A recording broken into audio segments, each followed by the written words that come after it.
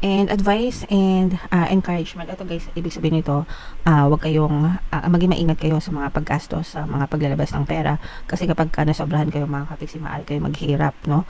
Kapag ka, ibig sabihin nung nasobrahan, yung tipong nilulustay, hindi pinapahalagahan, yung mga pinagkakakitaan, mga kapiksi, sa isang iglap maaaring maglaho ang lahat, guys. At saka mag-ingat din kayo, no? Di ba, sabi nga dito kanina, mag-ingat kayo sa mga scammers, mga kapiksi. Kasi kapag ka nagkamali kayo sa mga investment, nagkabalik kayo ng mga taong pinagkakatiwalaan.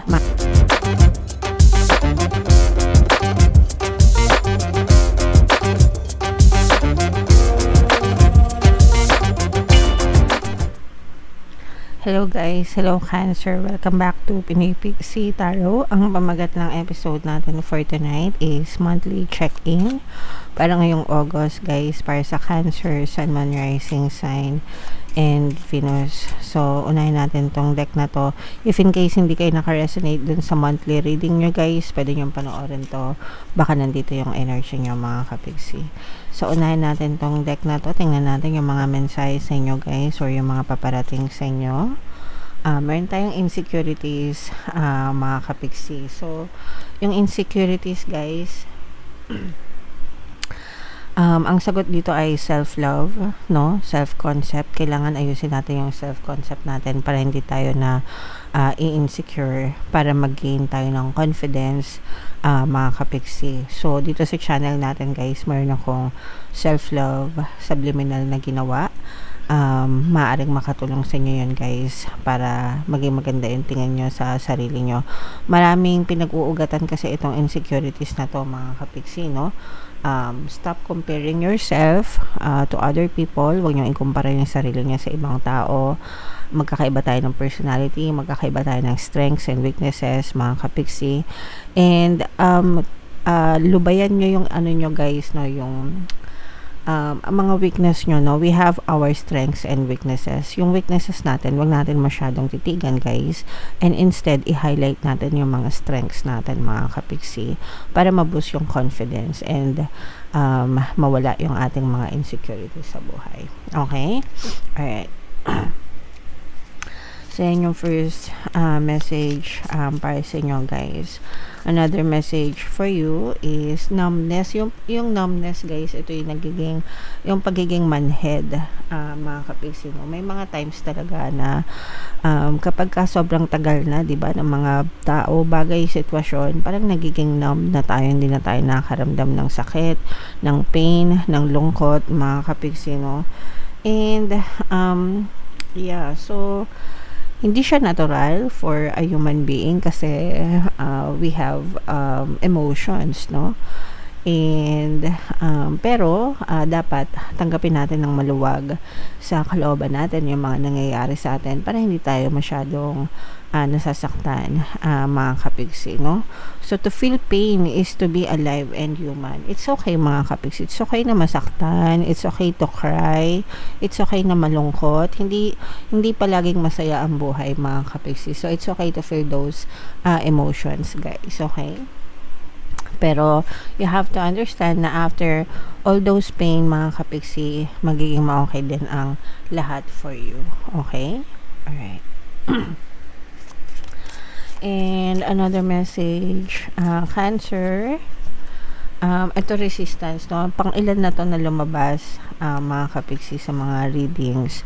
So resistance, yung mga balakid guys, no? We have to go with the flow.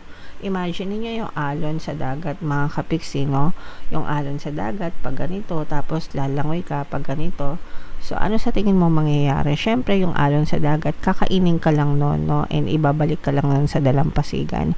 So ganun yung ibig sabihin ng resistance mga kapiksi, kapag ka nagre-resist tayo, lumalaban, nanlalaban, okay? Yeah, so sayang yung energy, waste of effort mga kapiksi. Sabi ko nga, no, kakainin lang kayo ng alon sa dagat. So we have to go with the flow. We have to learn to go with the flow mga kapiksi, para mas kailangan maging adaptable tayo and flexible, para mas madali tayong makasurvive sa buhay natin guys. Okay? Alright, so comment down below Cancer if feeling nyo naka-resonate kayo dyan. And shuffle natin to guys. Hanapin natin yung energy nyo Cancer. Habang sinashuffle ko to, panoorin nyo muna yung video natin regarding sa ating paano mag-manifest ng abundance video course.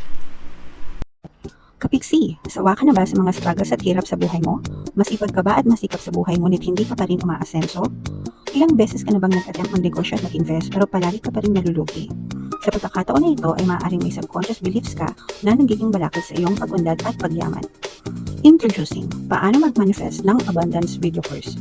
Dito ay matututunan mo ma-overcome ang mga balakid mo para tuluyan ka ng umunlad, umasenso, sumagana, maging matagumpay, successful at maswerte sa iyong kabuhayan, pera, trabaho, negosyo sa labi at kaperahan ng bonggang-bongga. Dali, mag-send na ng email sa pinoypixie@gmail.com at simulan na ang iyong pagyaman ngayon. Alright, so sa lahat ng gusto mag-avail ng course guys, naka-flash sa screen nyo. Una, meron tayong paano mag-manifest ng abundance video course. Meron din tayong paano mawala ang third party at magkaroon ng harmonious na relationship. And meron din tayong paano pabalikin si ex-revised breakup. Sa mga interesado guys, mag-send lang kayo ng email sa pinoypixie@gmail.com. So, Cancer guys, kayo ay represent ng King of Cups sa ating spread. Kung ano na lang yung makaresonate guys, take that message kasi hindi lahat ng message ay mag-resonate. By the way, sa mga naghahanap ng mga pampaswerte na lucky charms or lucky bracelet, ito yung mga recommended ko. Aventurin at saka Citrine mga kapiksi, nasa comment section, nasa description box yung link mga kapiksi.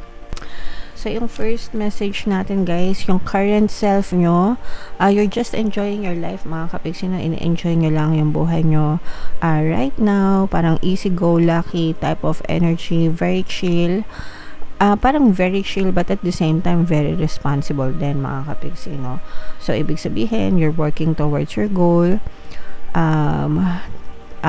kumbaga seryoso ka sa mga goals mo but at the same time you're also having fun, so balance lang mga kapiksi. So yan yung ano nyo, yan yung current self nyo mga kapiksi. And yung team of the month nyo naman, meron kayong gustong gawin actually, no? Excuse me guys, meron kayong gustong gawin pero for some of you parang medyo nag-uurong-sulong pa rin kayo mga kapiksi. So pag sinabing urong-sulong, parang medyo indecisive pa, hindi pa masyadong makapag-decide. And okay lang yan guys, no? Pagdating sa pagdedesisyon, kailangan talaga tinitimbang natin mabuti and wag tayo magmadali, no? Kasi minsan pag nagmadali tayo, nagpadalos-dalos, baka mapahamak tayo. So take your time, timbangan yung pros and cons bago magdesisyon mga kapiksi. Yes, yung key goal na gusto nyong i-pursue guys talaga is yung sarili nyo, no? Kumbaga parang gusto nyong unahin yung sarili nyo. Cancer, gusto nyong bumawi sa sarili nyo. Gusto nyo ng chill lang, ng relax lang na buhay mga kapiksi. Yung iba sa inyo guys, parang feeling ko napagod na rin kayo. Baka for the longest time, naging provider kayo sa family nyo. And parang gusto nyo naman this time, sa nalalabing araw nyo, no? Parang gusto nyo, sarili nyo naman yung intindihin nyo mga kapiksi. And ato guys, no, yung mga obstacle na kailangan nyo ma-overcome, umiwas kayo sa mga scam mga kapiksi, umiwas kayo na ma-scam kayo, umiwas, especially kung meron na kayong history guys, no, ibig sabihin kung na-scam na kayo dati, naloko na kayo dati, no, so iwasan nyo na maging mapanuri na kayo, maging matalino na kayo, wag kayo basta-basta papasok sa isang bagay, sitwasyon na hindi nyo alam mga kapiksi. Okay, so iwas scam guys, kailangan maging matalino mga kapiksi. Wow, so yung nature accomplishment nyo guys, this is healing mga kapiksi, no? Yung iba sa nyo guys, feeling ko nag-heal na yung mga inner child nyo, yung mga childhood trauma nyo mga kapiksi. Ibig sabihin nun yung mga trauma nyo nung bata kayo, yung mga pangit na nakaraan mga kapiksi, you're starting to heal. Yung iba sa inyo guys, parang kung ano yung mga bagay na hindi nyo na ibigay sa inyo ng mga magulang nyo o yung mga hindi nyo nakamtan dati nung bata kayo, parang ngayon nyo siya ini-enjoy mga kapiksi. Kunwari nung bata kayo, hindi kayo masyadong nakakain sa Jollibee, ngayon nakakain na kayo sa Jollibee, yung mga ganun, yung mga maliliit na bagay na yun guys, it's healing our inner child, no? So we have to admit that now marami sa atin talagang laki sa hirap, diba mga kapiksi? And eto naman guys, what to avoid. This is an air sign energy. Don't be all in your head and not in your heart. Ibig sabihin guys, kailangan balanse palagi yung ating isip at saka puso, mga kapiksi. Hindi pwedeng puro puso lang, hindi pwedeng puro isip lang. Kailangan balanse palagi, no? Kung ano yung kulang sa puso, pupunan ng isip. Kung ano yung kulang sa isip, pupunan ng puso, mga kapiksi. Alright? And this one, ano yung kailangan nating i-embrace? We have to embrace love, especially guys kung meron kayong mga anak, mga kapiksi, no? Yung mga anak nyo guys, they are your treasures. At saka yung iba sa inyo guys, parang feeling ko swerte kayo sa mga anak nyo. Kahit anong edad pa yan, mga kapiksi, no? Maaari silang makatulong sa inyo and sila yung parang source of inspiration nyo. Kumbaga para sa kanila, kaya kayo bumabangon, kaya kinakaya nyo, mga kapiksi. So love your children and make sure na maging magandang role model kayo para sa kanila, mga kapiksi. Alright? Where to find support, mga kapiksi? Your support is within your family guys, no? At saka nasa sarili mo din, mga kapiksi, no? Again guys, ang focus ng attention nyo right now is yung bumabawi kayo sa sarili nyo. So kayo din yung magsusupport sa sarili nyo, mga kapiksi. Okay? Ikaw yung number 1 fan mo, Cancer. Alright? And advice and encouragement. Ito guys, ibig sabihin nito, wag kayong maging maingat kayo sa mga paggastos, sa mga paglalabas ng pera, kasi kapag nasobrahan kayo, mga kapiksi, maaari kayo maghirap, no? Kapag ibig sabihin nung nasobrahan, yung tipong nilulustay, hindi pinapahalagahan yung mga pinagkakakitaan, mga kapiksi, sa isang iglap maaaring maglaho ang lahat, guys. At saka mag-ingat din kayo, no?